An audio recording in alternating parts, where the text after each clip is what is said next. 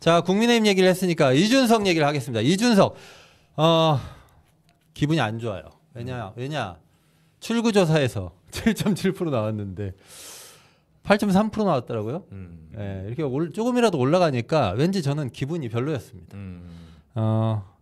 이준석은 뭐라고 불러야 되죠? 이준석 정치 후보. 끝났으니까 후보도. 자, 이 자폭 발언 이후로 어쨌든 10%가 넘어갈 수도 있었던 득표율이 낮아진 것으로 다들 분석을 하고 있는데 앞으로 이준석과 개혁신당의 전망은 뭐로 보십니까? 김나 평론가님.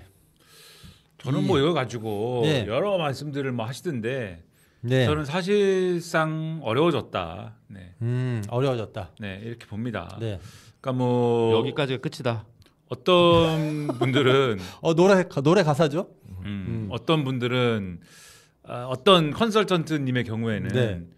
그래도 이번에 탄핵 찬성, 계엄 반대 이 상징성을 가지고 네네.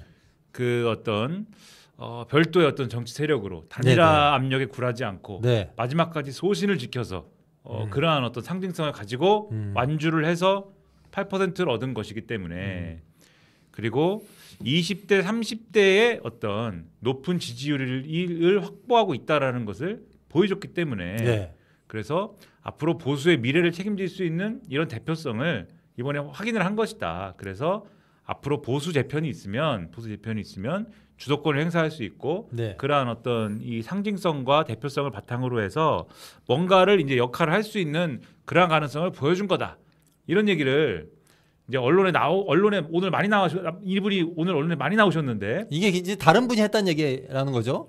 어떤 컨설턴트님이 어떤 컨설턴트. 네. 네. 이분이 이제 모든 언론에서 이렇게 얘기를 했어요. 아, 네. 네, 근데 저는 정확히 반대로 생각을 하거든요. 네. 반대로. 그러면 네. 김민아가 맞다. 저는 그렇게 봅니다. 아 그래요? 네. 그러니까 정확히 2030 남성 요 연령대와 이 성별대에서만 네. 이 유의미한 투표를 했고 나머지 성별과 그다음에 이 계층에서는 예, 예.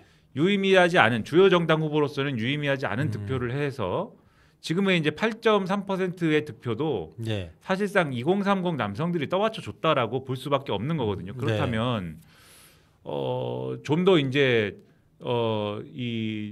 뭐 보수 재편을 주도한다든가 이런 거를 이제 할 수 있는 주요한 플레이어가 되려면은 예. 어쨌든지 간에 좀 더 다양한 세대와 계층에서 좀 더 포괄적인 어떤 지지를 얻을 수 있는 그러한 메시지를 그러한 메시지로 승부를 볼 수 있다라는 걸 이번에 보여줬어야 되는 건데 예. 그동안 이준석이라는 정치인에게 제기됐던 여러 가지 비판의 핵심이 예, 예. 2030 남성에만 의존하는 예. 특히 그 방식이 2030 남성층이 갖고 있는 어떠한 종류의 뭐 혐오라든가 그리고 갈라치기라든가 이런 정서에 편승하는 그런 것들을 활용하는 그런 정치에 한계가 있는 거 아니냐라는 예. 지적을 받아서 네네. 이번 대선에서는 그것이 아니라는 걸 한번 증명해봐라. 그것에서 벗어나는 걸 한번 해봐라. 그런 지적과 바람들이 자기들 내부에도 있었던 거거든요. 근데 전혀 보여주지 않았고 그 경향이 더 오히려 강화됐잖아요. 그렇죠. 거기에만 의존하고 그거에만 편승한다는 게 네. 오히려 이번에도 증명이 됐고 네. 그 절정이 그 3차 TV 토론에서의 망언으로 나타난 겁니다. 그게. 그렇죠. 네. 그 발언이 저정적으로 거기에 편승하려고 한 그 발언인 거거든요. 네네. 그래서 그런 걸 봤을 때 제가 볼 때는 이 명확한 한계가 드러났다라고 보고 네. 그리고 이런 맥락을 떠나서도 10%대를 넘느냐 마느냐가 네. 중요한 이제 기점이라고 주요한 여의도의 이제 정치인, 평론가 그 언저리에 살고 있는 여러 사람들 있지 않습니까? 예, 예. 다들 10%를 얘기했어요. 10%를 넘느냐 마느냐에 따라서 미래가 좌우될 것이다. 네. 그러니까 신념이 중요한 사람들, 예. 가령 민주노동당, 신념하면 민주노동당이죠. 네. 1%가 나오든 뭐 3%가 나오든 신념하면 김준호 변호사. 네. 그냥 이번 가면, 대선에서도 신념을 보여줬잖아요. 네. 가면 되는 분들입니다. 이런 네, 분들은 네. 그렇죠? 몰랐네. 네. 근데 옛날에는 그게 싫다고 탈당을 막 했어요. 이분들이 근데 누가요? 강상구 이런 사람들이. 잠깐만요. 네. 의석이 없고 방송 중단. 잠깐만 이게 갑자기 네. 과거엔 그랬는데 아니 생각지도 못한 데서 공격이 들어와가지고 네. 지금 과거에 너무 힘들다고 어디를 탈당했다는 거예요 도대체? 그건 내가 얘기 안 하는데 과거에 너무 힘들다고. 저는 진보 정당에 계속 쭉 있었습니다. 네, 그랬긴 했는데 네. 탈당 이력이 전혀 없습니까? 있죠. 그렇지는 않습니다. 네, 그러니까 네.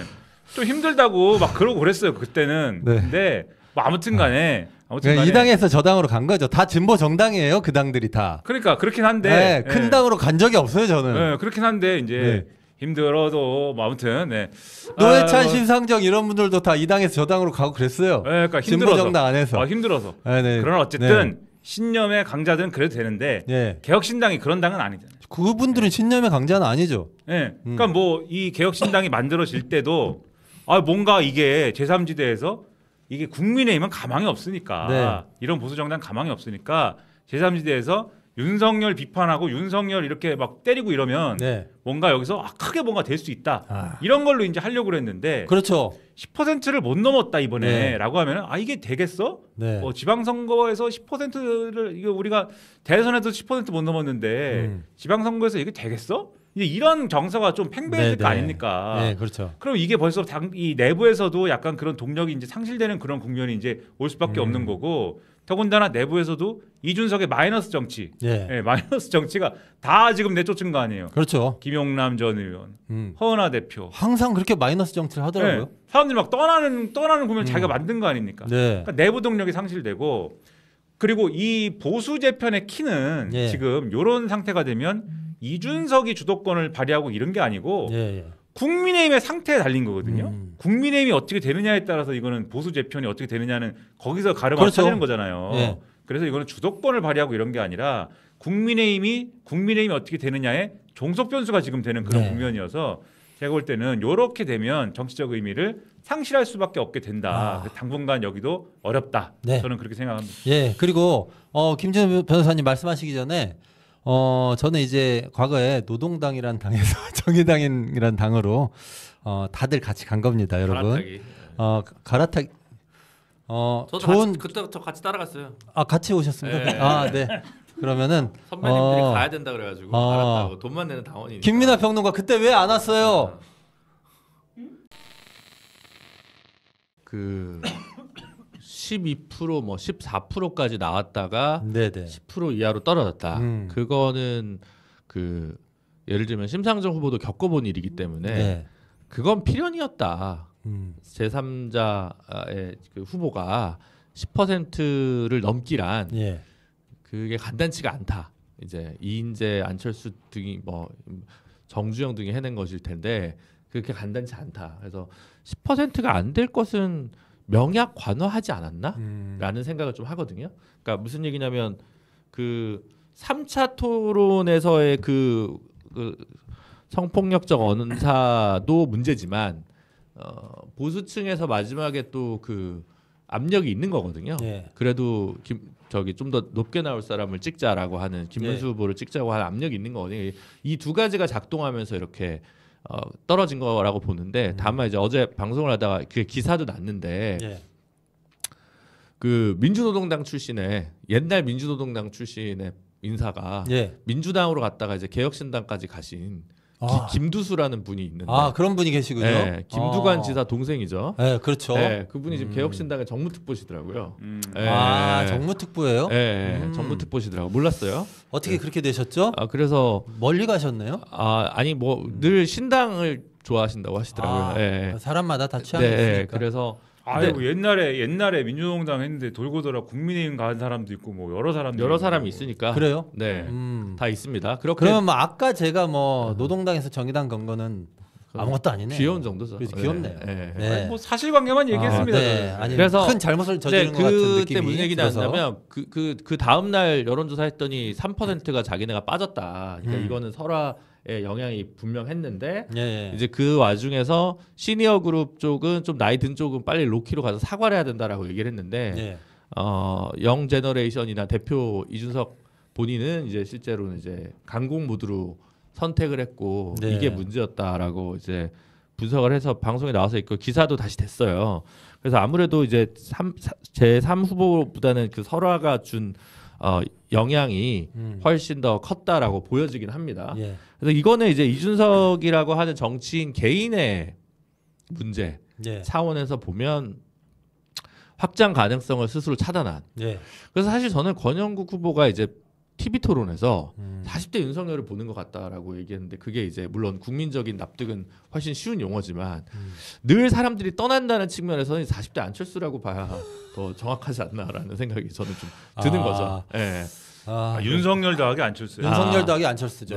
그러면 우리나라 정치가 만들 수 있는 가장 극악무도한 정치인이 되는 거 아닙니까? 네. 그래서 어떻게 보면 하지만 작년에 3%였고 이번에 구도가 더 좋고 여러 가지로 했으니까 8%까지 나온 건 대단한 거죠. 대단한 거죠. 그거를 저는 한 6, 7% 봤는데 그게 8%까지 온 것만 해도 그러다가 그런 오랄 리스크까지 있었음에도 불구하고 8%까지 온 거는 뭐 이렇게 못한 건 아닙니다. 근데 이제 이게 늘 문제 8%가 근데 아무것도 의미하는 게 없냐 그러면 예를 들어 10%를 넘어야 보전이 되고 뭐 어쩌고 이건 또 다른 문제 같습니다. 문제냐면 어차피 사람들이 다 떠났기 때문에 작년 총선에서 지역구 공천한 사람들 중에서도 많이 떠났어요. 뭐 김용남이 됐든 양항자가 됐든 금태섭이 됐든 유호정이 됐든 많이 떠났습니다. 개혁신당에서 많이 떠났어요. 오랜만에 듣는 이름도 있네요. 많이 떠났습니다. 그러니까 내년 지방선거에서 개혁신당 이름으로 출마하고려 하는 자원이 그렇게 많을 것 같지는 않아요. 많을 것 같지는 않아요. 근데 지방선거 결과 자체에 별로 신경 쓸 것 같지도 않아요. 그러면 뭘 지금 고민하겠느냐? 거기 있는 의원들이 재선이 되는 게 관심사일 거란 말이에요. 재선이 되는 게. 근데 지금 구도에서는 천하람 의원만 해도 지금 순천에 다시 나가겠다는 건지 뭐 어떻게 하겠다는 건지 사실 불명료합니다. 자기도 얼마나 답답하겠습니까? 답답하겠죠. 그러니까 그런데 어쨌든 8%가 나왔잖아요. 그러면 이준석으로는 개혁신당으로는 안 되지만 보수 입장에서는 개혁신당 표를 끌어안지 않으면 안 된다라는 논리가 나올 거기 때문에 결국은 다음 총선 전까지 M&A 타이밍이 나오긴 나올 거다. 보수 입장에서 보면. 그러니까 개혁신당이라고 하는 당이 10년 가고 20년 갈 정당이라고 생각되지는 전혀 않죠.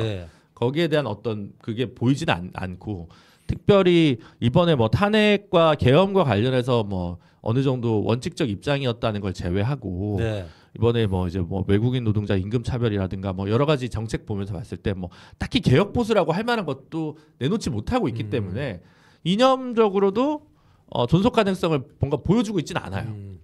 그래서 이제 저는 그렇지만 여기 있는 사람들이 어쨌든 8%를 얻었기 때문에 총선 전에 합당하는 모델.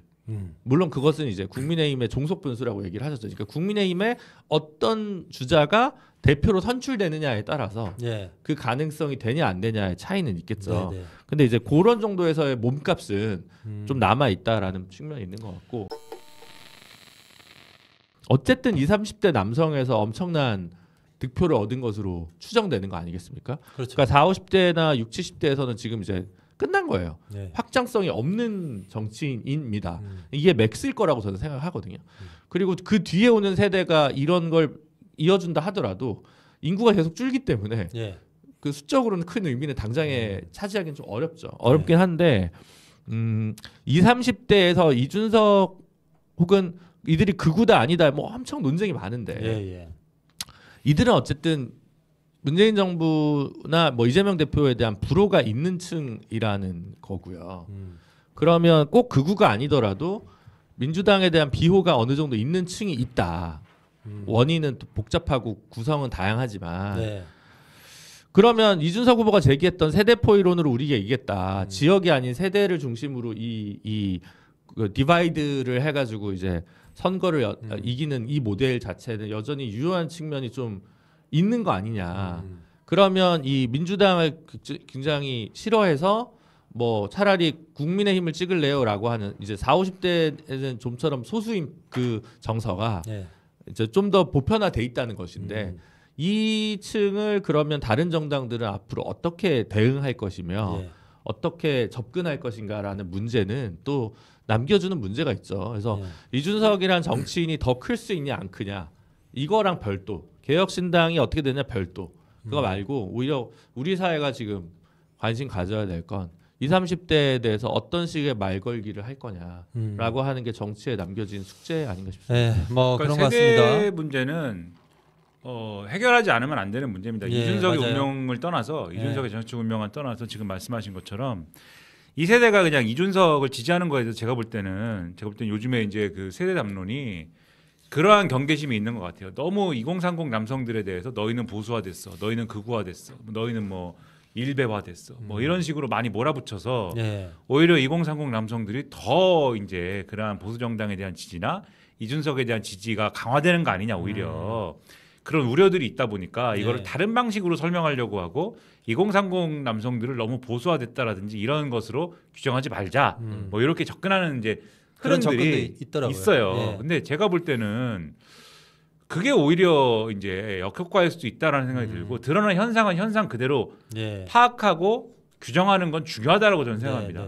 그래서 이번에도 이런 표심을 통해서 어쨌든 출구조사 결과를 통해서 드러난 거는 드러난 것대로 공정하게 평가해 줘야 되는 부분이 있다고 생각을 해요. 만약에 다른 세대에서 예를 들면 뭐 70대에서 국민의힘을 예를 들면 뭐 굉장히 뭐 이런 정도의 비율로 막 이렇게 지지했다라고 하면은 70대가 굉장히 뭐 이렇게 보수적인 성향이 강하다, 극우적인 성향이 강하다 그렇게 평가를 안 하겠습니까? 똑같이 평가할 거거든요. 근데 그 세대도 그렇게 평가하는 나름의 이유가 있을 거거든요. 찾아보면 인생의 어떤 경로에 있었던 사건들이라든가 그렇게 판단하게 된 지금까지 어떤 뭐 이 판단 근거라든가 다 있거든요. 그거는. 네, 그렇습니다. 신념적으로 그거가 꼭 그렇다고 뭐 봐야 되는 거냐 아닐 수 있거든요. 하지만 그런 상황이 되면 그게 보수화라고 평가를 하고 판단을 하는 거지 않습니까?